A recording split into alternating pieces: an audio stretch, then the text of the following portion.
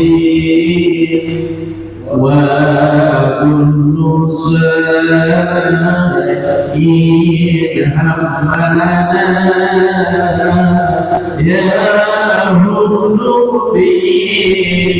باسمك يا عظيم والآل والصحاب الرسول سالوا به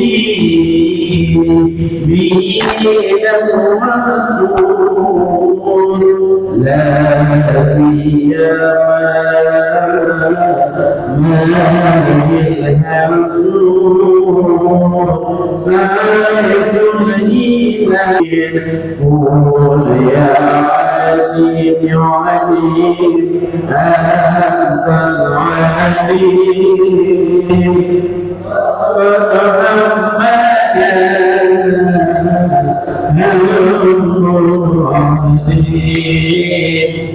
وكل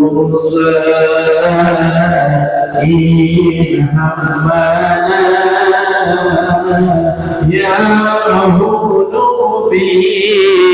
باسمك يا عظيم اللهم صل وسلم وبارك عليه وعلى آله.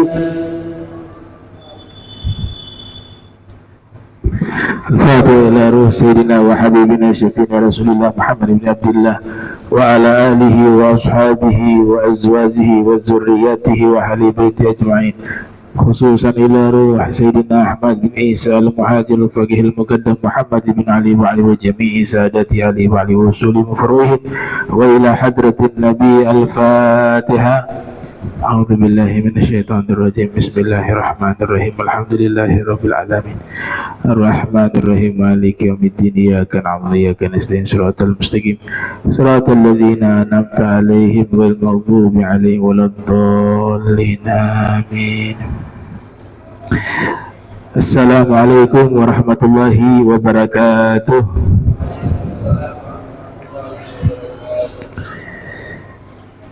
Bismillah nur nur bismillah nur ala nur bismillahilladzi huwa mudabbirul umur bismillahilladzi khalaqan nur min nur wa anzala nur ala tur fi kitabin mastur biqadarin maqdur ala nabil mahbur alhamdulillahilladzi huwa bil'izzi madhkur wa bil fakhri mashhur wa ala sarra'i wa darra'i mashkur wa sallallahu ala sayyidina Muhammadin wa alihi tayyibin. Amma ba'du, subhanak la ilma lana illa ma 'allamtana innaka antal alimul hakim. Rabbi israh li sadri wa yassir li amri wa hlul 'uqdatan min lisani yafqahu qawli wasadid lisani wahdi qalbi bihaqqi sayyidina Muhammadin sallallahu alaihi wa alihi wasallam. Ya man huwa fi uluhi kain, ya man huwa fi fil hamid, ya man huwa fi majri matin. Allahumma akrimna binuril fahmi wa akhrijna min zulumatil wahmi warzuqna fahman nabiyyin wa hifdzal mursalin wa ilhama malaikatil muqarrabin. Rabbana zidna ilman wa fahma wa aqla ya akram akramin bihaqqi sayyidina Muhammadin khatamil anbiya'i wal mursalin ya rahman ya rahim. Wa sallallahu ala sayyidina Muhammadin wa ala alihi wa sahbihi wa barak wa sallam walhamdulillahi rabbil alamin.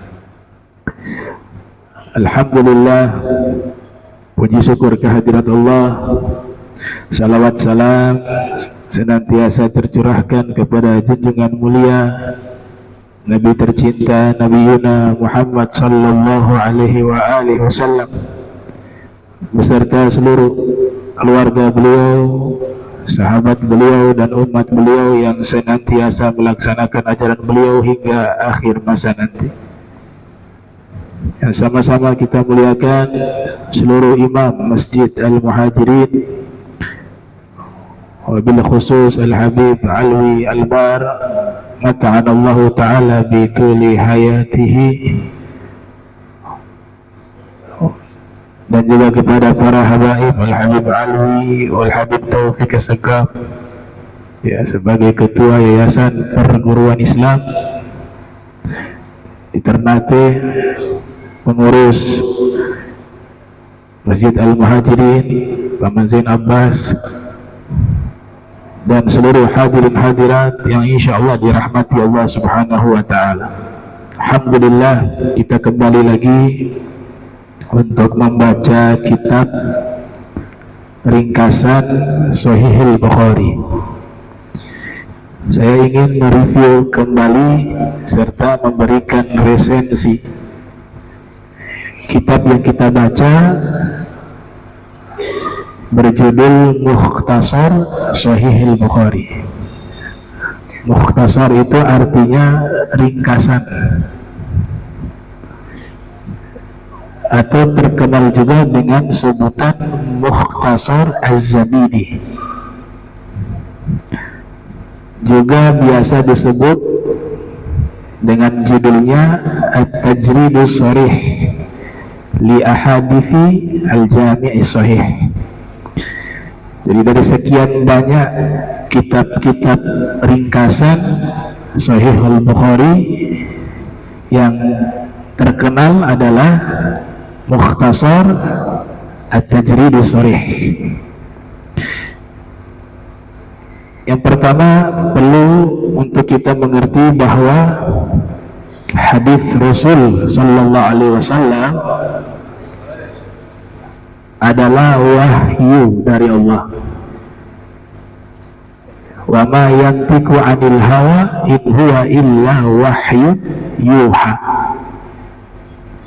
Tidaklah Nabi berucap terkecuali itu adalah wahyu dari Allah. Sehingga dari sini kita bisa memahami bahwa wahyu ada yang berupa Al-Quran, kalamullah, dan juga berupa sabda baginda Rasul sallallahu alaihi wasallam.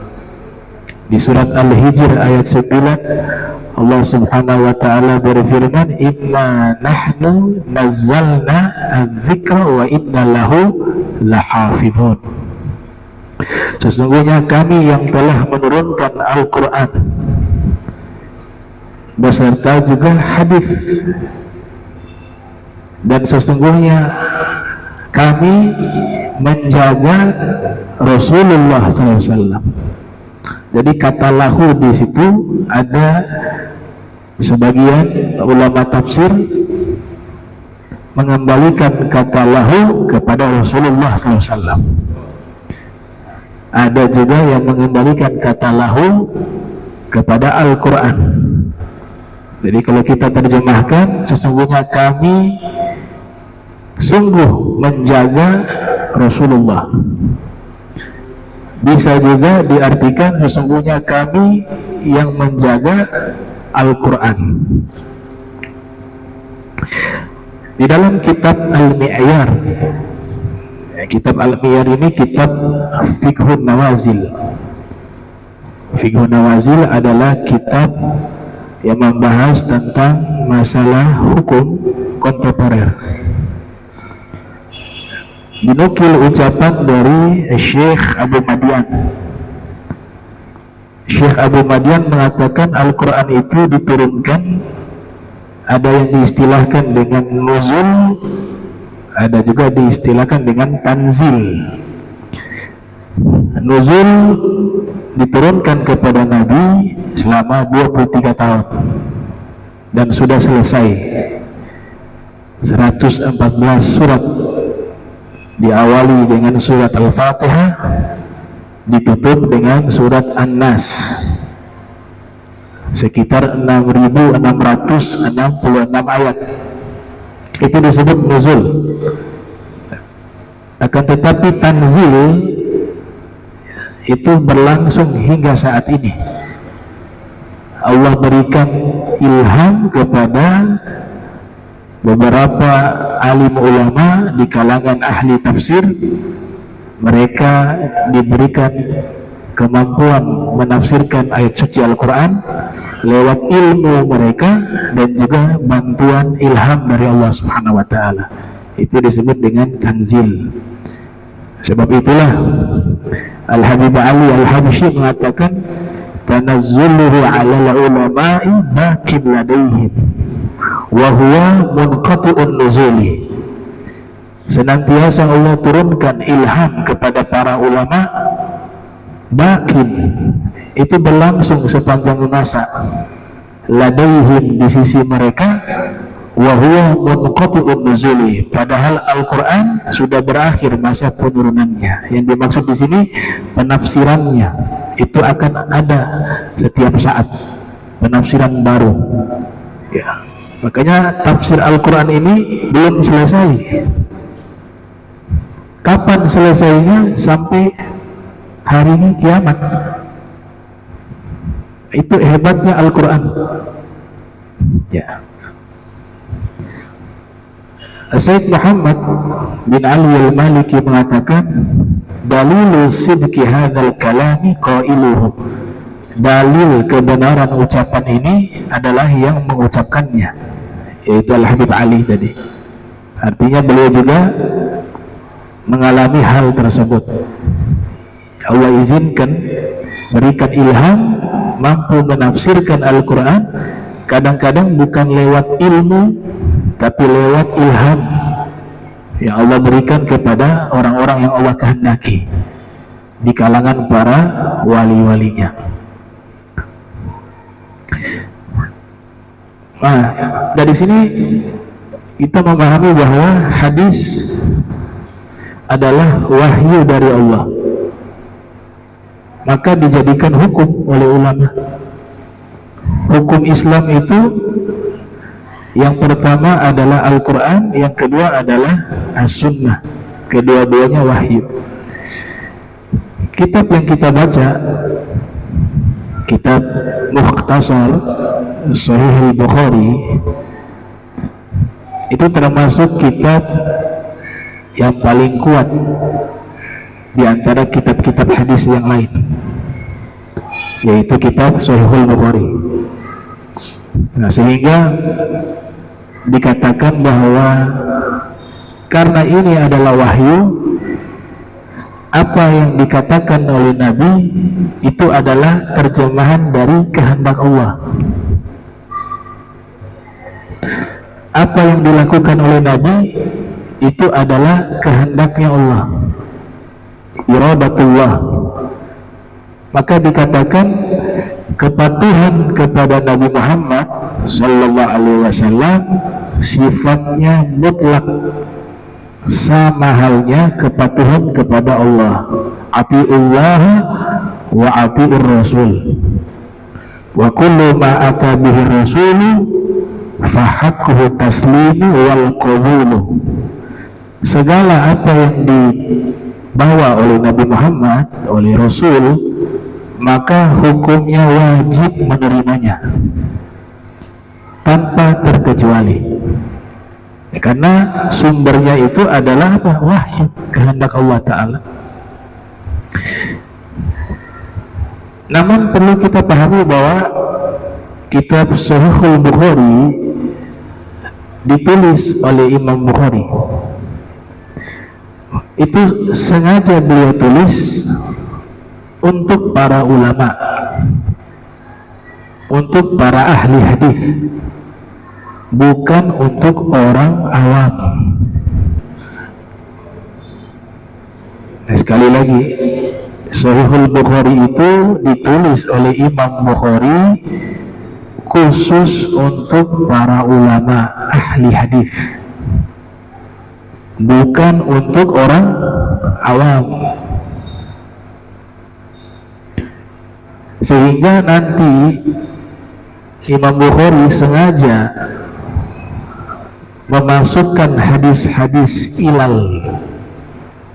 Hadis-hadis ilal artinya hadis-hadis yang ada cacatnya, ada penyakitnya. Bukan hadis yang kita katakan hadis penyakit ini sumbernya dari Nabi, bukan. Nabi gak bisa kita katakan begitu, dosa besar. Nabi gak ada kurang sama sekali. Ketika ulama hadis mengatakan ini hadis berpenyakit, maksudnya yang meriwayatkan, orang-orang yang meriwayatkan.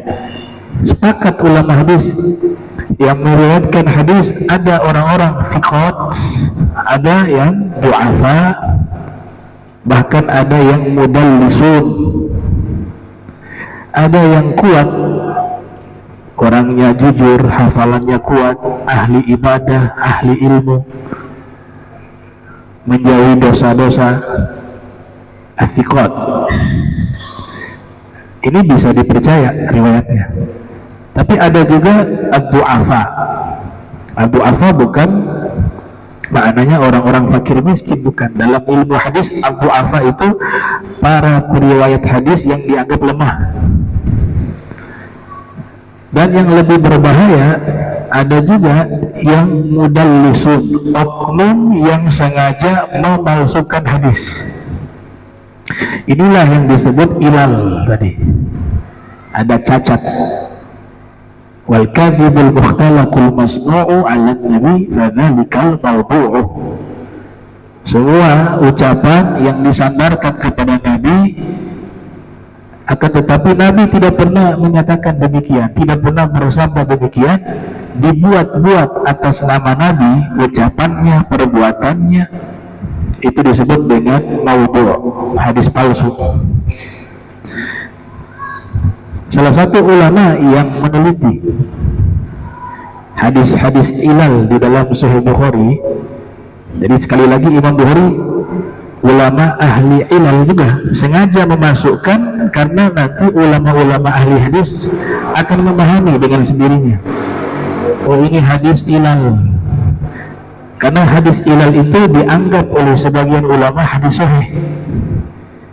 Imam Bukhari sengaja memasukkan agar mereka memahami bahwa ini yang dianggap hadis sahih ternyata berpenyakit tanpa ada keterangan, karena ulama hadis secara otomatis bisa memahami itu.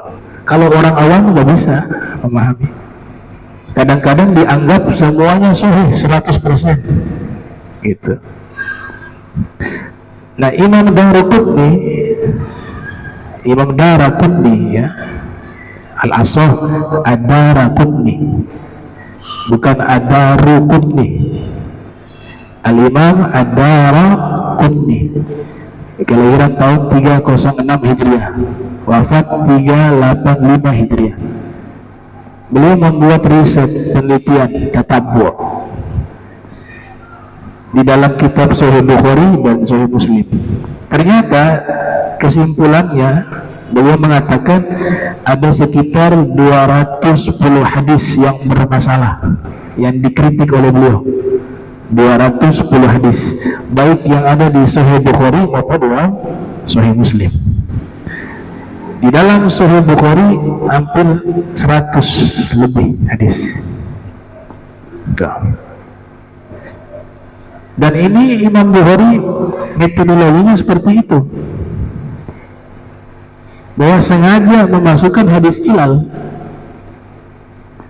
sehingga ulama hadis diizinkan untuk melakukan studi mendalam terkait hadis tersebut.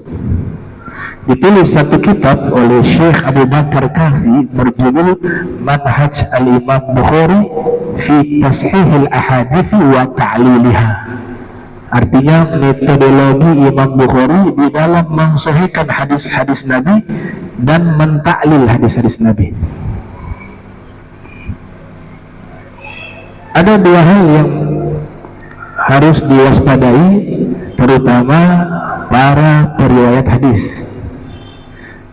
Yang pertama, jika itu bukan hadis Nabi, jangan pernah mengatakan itu hadis Nabi sekalipun itu baik. Jadi ini bukan dari Nabi, walaupun isinya itu baik. Tidak boleh kita mengatakan Rasulullah Sallallahu Alaihi Wasallam bersabda, hadisnya seperti ini, padahal itu bukan hadis. sekalipun itu baik, karena itu nanti konsekuensinya masuk kepada hadis yang Nabi katakan, man kadzaba alayya muta'ammida falyatabawwa maq'adahu minan nar. Hadis yang paling sahih hadis ini, fauq mutawatir, di atas mutawatir. Hampir semua sahabat menghafal hadis ini. Apa itu? Siapa yang berdusta atas namaku dengan sengaja, maka dia sudah mengambil tempatnya di dalam neraka. Nah, ketika seseorang dengan sadar dia tahu ini bukan hadis Nabi, tapi dia katakan ini hadis Nabi, dia akan masuk ke dalam ancaman ini, berdusta atas nama Nabi, sekalipun itu baik. Contoh, ada riwayat menyatakan hubbud dunya ra'su kulli khati'ah, cinta dunia pangkal dari segala kesalahan. Ini bagus, nasihat yang sangat bagus, dan ini tidak salah. Akan tetapi ulama hadis mereka berhati-hati, apakah benar Nabi bersabda, apakah ini betul dari Nabi Muhammad SAW? Ternyata Al-Imam Suyuti yang lahir tahun 849 Hijriah, wafat 911 Hijriah, di dalam kitab Tadribur Rawi menyatakan bahwa ini bukan hadis Nabi. Ini adalah ucapannya Al-Imam Hasan Al-Basri atau Al-Imam Malik bin Dinar. Maka kita gak boleh mengatakan qala Nabi SAW, tapi kita katakan ada pendapat ulama, yaitu Imam Hasan Basri atau Malik bin Dinar, atau kita katakan ini ada pendapat dari ulama. Itu lebih aslam, lebih selamat, sekalipun banyak sudah menyatakan ini hadis Nabi juga. Tapi Imam Suyuti mengatakan ini bukan hadis Nabi. Itu yang pertama. Jadi kalau bukan hadis, jangan bilang hadis. Kehati-hatian, jangan sampai masuk kepada hadis ancaman tadi. Siapa yang berdusta atas namaku dengan sengaja, dia sengaja, dia tahu ini bukan dari Nabi, tapi sengaja menyampaikan ini hadis Nabi. Kalau tidak sengaja dimaafkan, tapi kita perlu hati-hati, gitu. Perlu hati-hati. Yang kedua, ini hadis Nabi, tapi dengan mudah mengatakan ini palsu. Nah, itu juga sama, bahaya. Itu juga termasuk hal yang haram. Ini hadis Nabi sedikit-sedikit palsu, padahal itu hadis Rasul. Maka sama halnya juga dia mendustakan hadis Nabi Muhammad SAW. Ada satu orang dokter, syekh, ya, namanya Dr. Khalil bin Ibrahim, menulis kitab berjudul Khuturatu Musawatil Hadits Dhaif bil Mawdu', yang artinya bahaya menyamakan hadis dhaif dengan hadis palsu. Jadi hadis dhaif itu jangan sampai diingkari. Karena sekarang ramai orang-orang awam dengan mudahnya ketika ada hadis Nabi sekalipun dhaif, dengan mudahnya mengatakan ini hadis dhaif, gak boleh diamalkan, ini hadis dhaif, hadis yang ditolak. Nah, itu kata beliau, hati-hati, itu mengingkari hadis Nabi Muhammad SAW. Karena hadis dhaif berbeda dengan hadis palsu. Hadis dhaif tetap itu dari Nabi. Dan ulama menerangkan bahwa kalau dia sangat dhaif sekali dan ada periwayat yang pendusta, maka hadis itu ditolak. Statusnya bukan lagi dhaif, bisa dianggap palsu. Tapi ada hadis dhaif yang derajatnya bisa ke hasan, itu tidak boleh diingkari. Maka kesimpulannya, kita harus lebih berhati-hati ketika menyampaikan hadis-hadis Nabi. Kalau ragu, teksnya biasa kita sebut dengan auqamaqal. Auqamaqal itu kita riwayatkan bil makna, secara makna. Tapi kalau kita sudah menyatakan qala Rasulullah sallallahu alaihi wasallam, itu lafadznya harus sama. Nah, lebih aman kita menggunakan au kama qol atau sebagaimana yang disabdakan oleh Nabi Muhammad SAW. Nah, ini Imam Daraqutni. Syekh Muhammad Awwamah menulis kitab berjudul Hukmul Amali bil Hadits Dhaif, hukum beramal dengan hadis dhaif. Jadi hadis dhaif bisa diamalkan dalam masalah fadilah amal, masalah targhib, masalah tarhib. Dia tidak bisa diamalkan dalam masalah akidah, tidak bisa diamalkan dalam masalah hukum. Tapi untuk motivasi amal soleh dan meninggalkan hal-hal yang dilarang, itu boleh kita mengamalkan hadis dhaif. Ibn Hajar Al-Asqalani menambahkan dengan syarat tidak dipopulerkan dan diamalkan hadis yang memang tidak terlampau dhaif dan di bawah naungan hadis yang sahih atau hasan. Jadi ada hadis sahih, ada hadis hasan, apalagi ada ayat Al-Quran. Kemudian hadis dhaif ini dia sebagai pendukung, maka itu bisa diamalkan dan bisa dipopulerkan karena di bawah naungan ayat suci Al-Quran, di bawah naungan hadis sahih atau hadis hasan. Nah, ulama fikih mereka juga memahami bahwa hadis-hadis Nabi ini punya pengaruh yang sangat besar terkait masalah hukum. Makanya jangan heran satu masalah tapi hukumnya berbeda. Ya, satu masalah hukumnya berbeda. Contoh, dalam mazhab Syafi'i, kita dalam keadaan berwudu apabila menyentuh kelamin dengan telapak tangan batal wudu.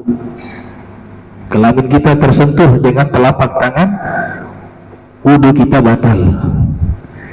Imam Syafi'i memiliki riwayat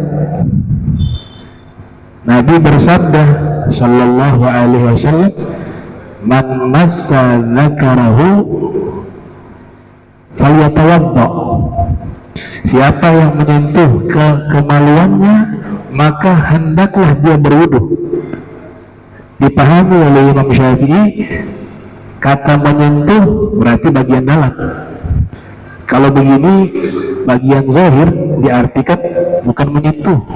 Umumnya menyentuh itu dengan tangan bagian dalam. Maka kalau tersentuh bagian dalam batal, bagian luar tidak batal. Nah, Imam Ahmad bin Hanbal memandang bahwa sentuh itu umum, luas. Yang namanya bagian dalam juga sentuh dari telapak tangan, bagian luar juga sentuh. Maka Imam Ahmad menyatakan hukumnya batal wudu baik bagian dalam tangan maupun luar ketika menyentuh kemaluan kita atau tersentuh kemaluan kita dalam keadaan berwudu. Nah, Imam Malik memandang berbeda. Kalau menyentuhnya itu tidak ada syahwat, tidak batal.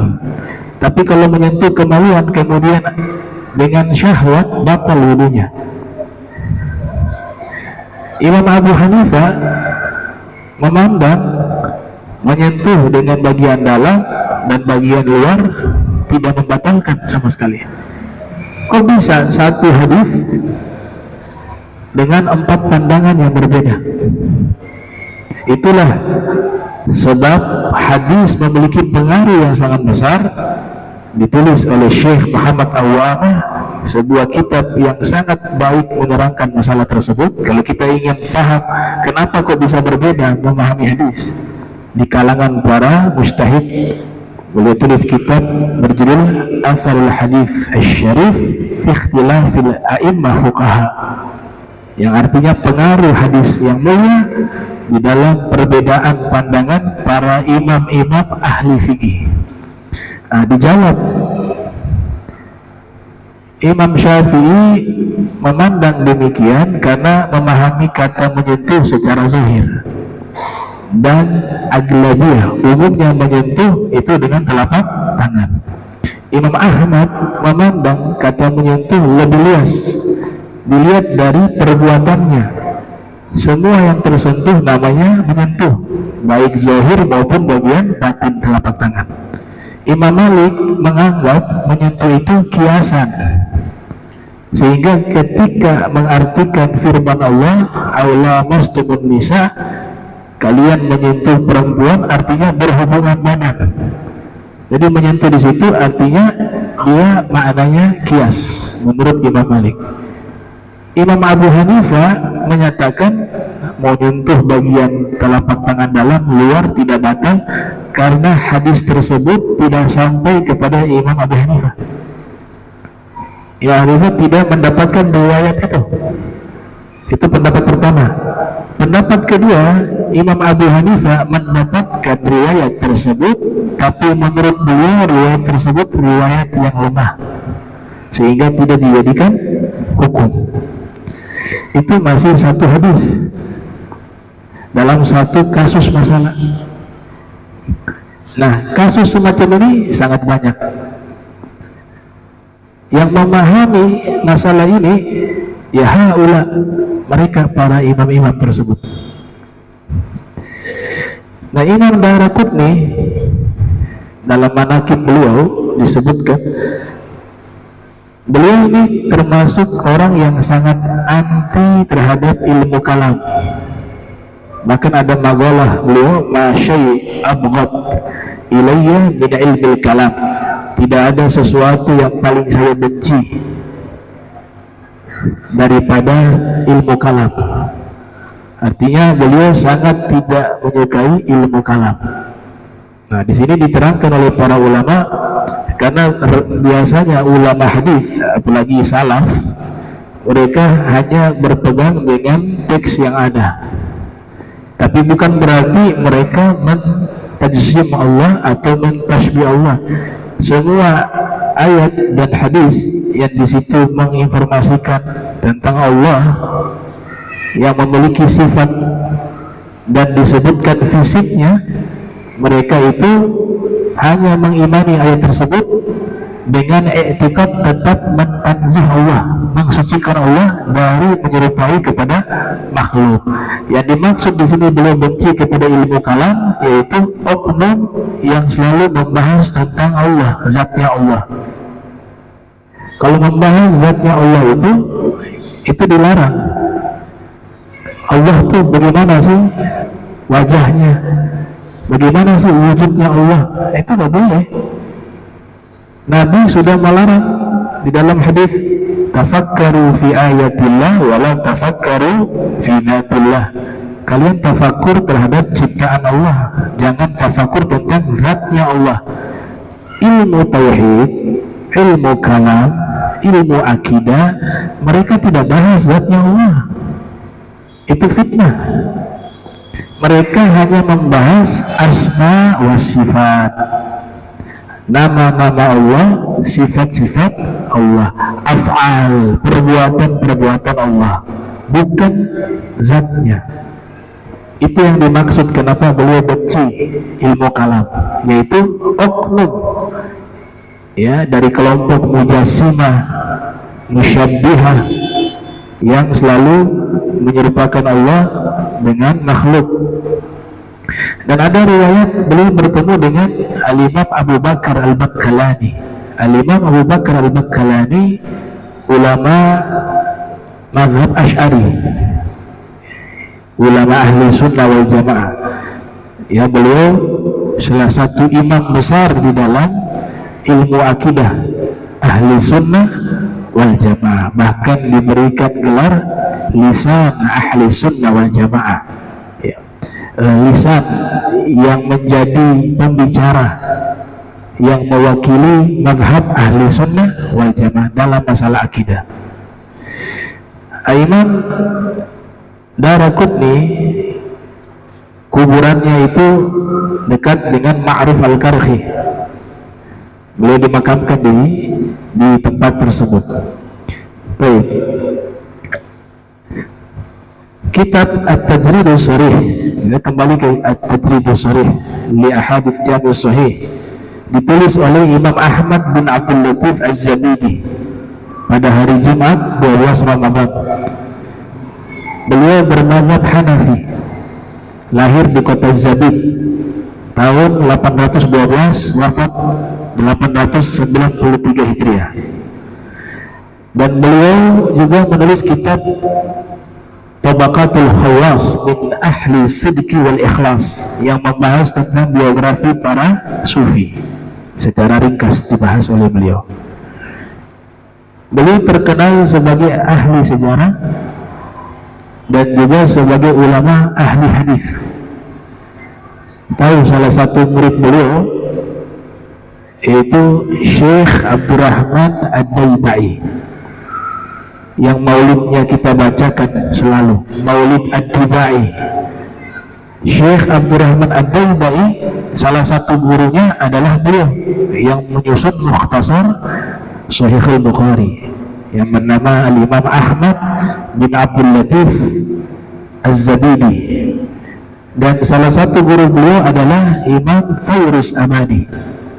Imam Fairuz Abadi pengarang kitab kamus terkenal Al-Qamus Al-Muhit, juga salah satu guru daripada Al-Imam Al-Hafiz Ibn Hajar Al-Asqalani. Nanti kitabnya ini diterangkan oleh As-Sayyid Muhammad Murtada Az-Zabidi, sekitar 40 jilid, berjudul Tajul Arus min Jawahiril Qamus. Ini ulama-ulama kibar, ulama-ulama besar. Kelebihan kitab Mukhtasar Sahih Bukhari, yang pertama, tidak diulang-ulang hadis yang ada di Sahih Bukhari. Jadi di dalam kitab Sahih Bukhari itu banyak hadis yang diulang-ulang oleh Imam Bukhari. Kenapa diulang-ulang? Karena hadis itu dianggap sangat penting. Imam Bukhari mengikuti apa yang dilakukan oleh Nabi Muhammad SAW. Nabi Muhammad memiliki kebiasaan jika ada hal yang penting, Nabi akan mengucapkan itu berkali-kali, tidak hanya satu kali. Itu menunjukkan bahwa hal itu sangat penting. Nah, Imam Bukhari mengulang-ulang hadis tersebut. Di sini disebutkan jumlah hadis Sahih Bukhari ada 7.563 jumlah keseluruhan. Itu termasuk yang diulang-ulang. Tapi kalau tidak diulang-ulang hadisnya, ini menurut Imam Ibn Hajar Al-Asqalani dan ulama-ulama hadis lainnya, sekitar 2.600. Dari 7.000 sampai akhirnya 2.600 kalau hadisnya tidak diulang-ulang. Nah, kelebihan kitab Mukhtasar Sahih Bukhari, Al-Imam Az-Zabidi tidak mengulang-ulang hadis. Kalaupun diulang, itu tujuannya isbat, hanya penegasan, dan itu hanya beberapa hadis. Yang kedua, meninggalkan sanad, artinya tidak menyebutkan periwayat. Kalau Imam Bukhari menyebutkan hadis ini saya dapat dari guru saya, misalnya guru saya dapat lagi dari gurunya, ya, sebagaimana yang disebutkan Imam Bukhari mendapatkan dari gurunya, gurunya mendapatkan dari Imam Malik, Imam Malik mendapatkan dari gurunya Imam Nafi', Imam Nafi' lagi terus mendapatkan dari gurunya. Di situ misalnya Zakwan mendapatkan dari gurunya Abdurrahman Al-A'raj, mendapatkan dari gurunya Abu Hurairah. Contoh seperti itu. Abu Hurairah mendapatkan dari Rasulullah SAW. Nah, di dalam ringkasan sanad dihapus, hanya sahabat Rasulullah. Itu kitab Mukhtasar Sahih Bukhari. Yang ketiga, hadis hilang dihapus. Jadi ketika kita membaca Mukhtasar Sahih Bukhari, kesemuanya itu hadis yang tidak ada penyakit, sudah diseleksi oleh Al-Imam Az-Zabidi. Yang tidak ada penyakit dimasukkan di dalam Mukhtasar, hadis yang berpenyakit dinafikan. Yang keempat, beliau memilih hadis-hadis yang sahih dengan derajat yang kuat, al-asanid as-sahihah al-qawiyah.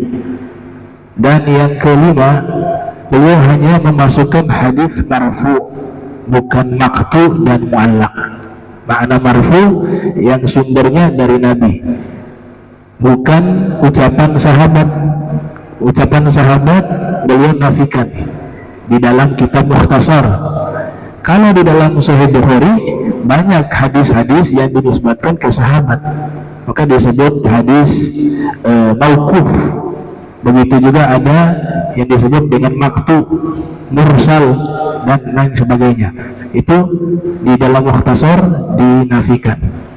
Kemudian yang berikut, yang keenam, khusus segala sesuatu berkaitan dengan Nabi Muhammad SAW.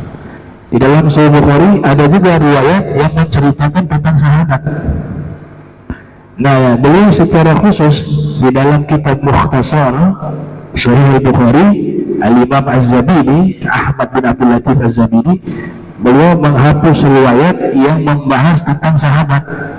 Beliau hanya secara khusus mengambil riwayat yang berkaitan dengan Nabi Muhammad SAW. Nah, maka ini sangat baik dibaca oleh siapa? Oleh para pelajar. Para pelajar itu jangan langsung belajar Sahih Bukhari, belajar Mukhtasar.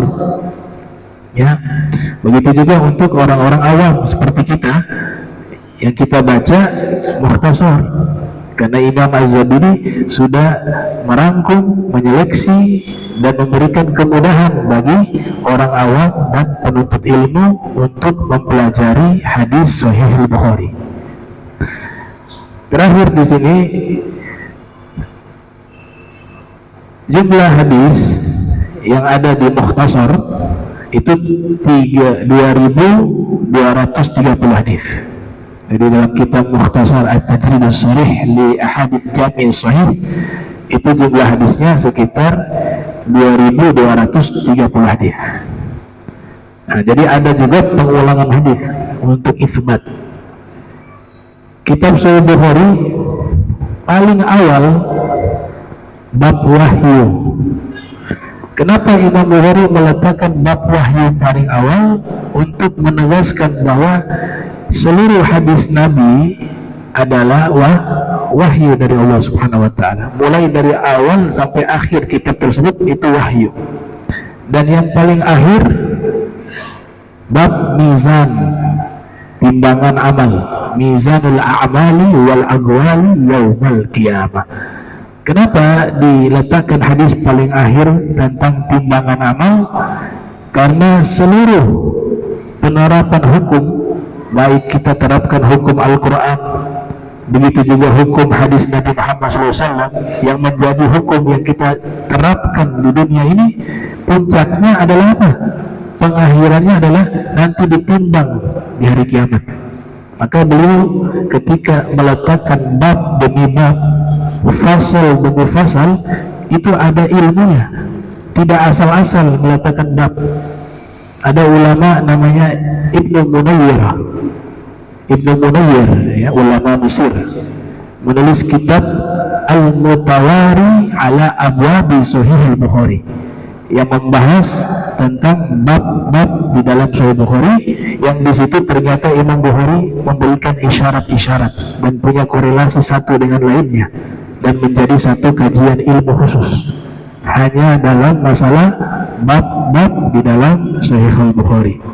Nah, terakhir ada ulama Afrika bernama Ibnu Rushayd Al-Fihri. Beliau menulis kitab As-Sana Al-Abyan wal Mawrid Al-Am'an fil Muhakamati Bainal Imamain fi Sanadil Mu'an'an. Jadi kitab ini beliau tulis menerangkan keunggulan metodologi Imam Bukhari dibanding ulama-ulama hadis yang ada di zamannya, termasuk Imam Muslim. Kenapa kitab Sahih Bukhari dianggap kitab hadis yang paling kuat dibanding yang lain ya? Ini kan paling nomor satu setelah Sahih Bukhari, Sahih Muslim.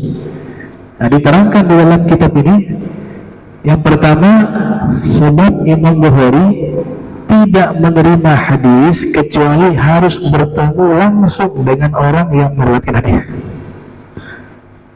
Jadi kalau Imam Muslim mendapatkan hadis lewat surat, yang penting beliau tahu yang menulis surat ini atau yang meriwayatkan hadis ini adalah orang yang sudah terkenal, jujur, terpercaya. Sekalipun tidak bertemu langsung, beliau terima itu sebagai hadis yang sahih. Beda dengan Imam Bukhari.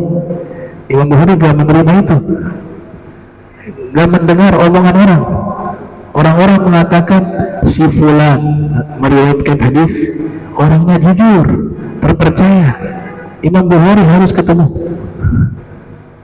datang langsung ke tempatnya, survei secara langsung, diaudit secara langsung.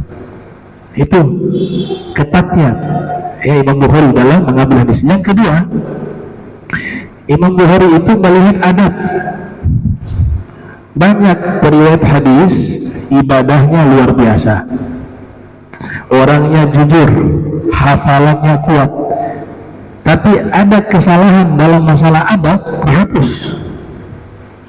Misalnya ada satu hadis diterima oleh Imam Bukhari. Ketika itu Imam Bukhari hendak mau pamit, ternyata orang itu minum atau makan posisi berdiri. Dia makan dalam posisi berdiri. Akhirnya dihapus riwayat tersebut.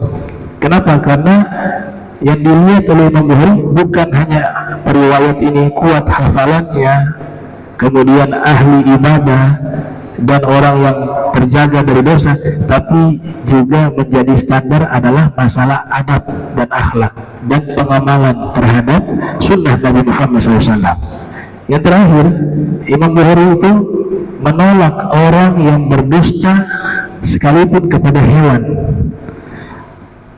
Jadi periwayat hadis ini harus jujur, sejujur-jujurnya kepada manusia dan kepada hewan sekalipun. Satu hadis sudah ditulis oleh Imam Bukhari. Ketika itu berpamitan sama sang perawi tersebut. Ketika itu sedang ada di kandang unta. Kemudian perawi tersebut memanggil itu unta dengan sebuah wadah. Unta-unta itu datang masuk ke dalam kandang. Imam Bukhari lihat, itu kamu kasih makan tidak? Oh tidak, ini hanya buat pancingan saja biar masuk. Kata Imam Bukhari, saya tidak menerima hadis dari orang yang berdusta sekalipun kepada hewan. Dihapus gitu. Nah inilah keistimewaan kitab Sahih Bukhari. Ya, kurang lebihnya seperti itu. Nah, Assalamualaikum warahmatullahi wabarakatuh. Waalaikumsalam warahmatullahi Akhirnya saya mau Ustazah. Kejadian tadi malam, saya anak lupa peristiwa itu sampaikan Pak Antum di acara di Ahmad. Ini kejadian terjadi di Masjid An-Nur. Ini kita imam-imam ini. Kejadian itu informasi dari Habib Mudi. Kebetulan dia mau acara hakikatnya itu sholat di Masjid An-Nur. Di Masjid An-Nur itu ada imam yang bawa imam Isya. Sampai pada rakaat terakhir itu dia sujud. Kan sujud itu harus 2 kali kan. Dia hanya sekali aja. Dia sujud sekali lama banget. Sementara jamaah itu tidak memberikan syarat buat dia. Misalnya kalau dia balik ke atas, subhanallah, pas dia sujud lagi, tapi tidak diingatkan, udah dia tahiyat dengan salam. Nah sebenarnya itu Kita yang Muhammad ini jadi bingung apa sholat kita itu sah atau tidak, karena tadi ya kurang, dia tidak melaksanakan sujud yang kedua. Cuma pertama saja langsung, kemudian dia salam. Ada bilang pemuda itu salah ulang sudah. Kalau itu ragu-ragu. Imam malam itu dia datang di acaranya. Dia bilang tidak ada yang figur saya. Ya, saya pikir sudah dua kali sujud, kemudian saya salam aja. Kira-kira posisi seperti itu, Wan, saya jelaskan sebenarnya. Ya, terima kasih. Assalamualaikum warahmatullahi wabarakatuh. Ya, tadi yang pertama sujud sahwi ya. Sujud sahwi itu bukan hanya dalam masalah lupa terhadap rukun, tapi sujud sahwi juga fungsinya menambal kekurangan dalam rukun sholat. Jadi ada ulama opsi pertama, ada dua opsi. Opsi pertama, nanti sang imam itu sujud sahwi untuk menambal kekurangan rukun, karena sujud rukun. Ini pendapat pertama dan dianggap sah setelah itu. Kalau lupa sekalipun lagi sujud sahwi dia lupa, pendapat pertama mengatakan sah. Pendapat kedua yang lebih hati-hati, setiap kali imam lupa sesuatu, apalagi masalah rukun atau menambah rukun, jadi ada mengurangi rukun dan ada menambah rukun, sedangkan sudah diingatkan atau lupa mengingatkan, imam tetap melakukan kesalahan itu, maka makmum yang sadar, yang tahu bahwa ini ada rukun yang kurang atau ada rukun yang lebih, maka harus niat berpisah. Kalau ngikut, nanti dalam satu kasus imamnya bisa tidak sah, makmumnya juga tidak sah, karena kaidah makmum tidak boleh mengikuti imam yang salah yang jelas dalam masalah rukun. Kita sudah tahu salah tapi kita ngikut, maka konsekuensinya sama. Kalau imam tidak sah, makmum juga tidak sah, maka solusinya sholat ulang, sholat kembali tadi, namanya sholat mu'adah ya, diulang kembali. Nah, atau sholat i'adah, nanti niatnya bukan niat adaan, bukan niat qadaan, tapi niat i'adah. Ya, saya niat sholat kembali i'adah. Nah, kita bikin buat tuh. Jadi itu seperti itu. Ya, mudah-mudahan Allah Ta'ala berikan kita kemudahan dalam melaksanakan hukum Allah, hukum Rasulullah SAW. Allah menjawabana hadza jalla wa tafarraqna min ba'di tafarraqan ma'sum wa la tajal minna wa la minna sakala mahrama subhanaka bihamdika astaghfiruka wa atubu ilayhi wa sallallahu alaihi Muhammadin wa ala alihi wa sahbihi wa baraka wasallam wa lafu minkum. Wassalamu alaikum warahmatullahi wabarakatuh.